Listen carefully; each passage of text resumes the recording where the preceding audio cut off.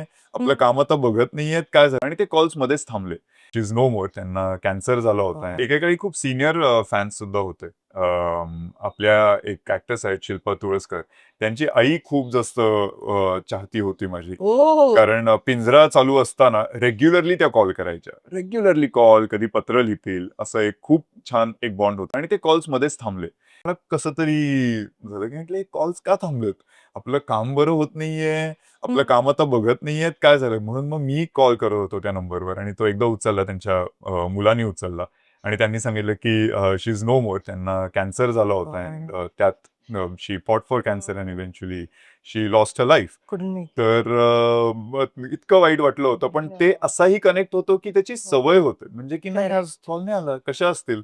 ती काळजी वाटणं. तर आठवणी म्हणजे त्यांचे लेटर्स माझ्याकडे अजूनही आहेत आणि माझ्याकडे एक बॉक्स आहे घरी, जो मी कधीतरी वीकेंडला वगैरे असं घेऊन लेटर्स वाचत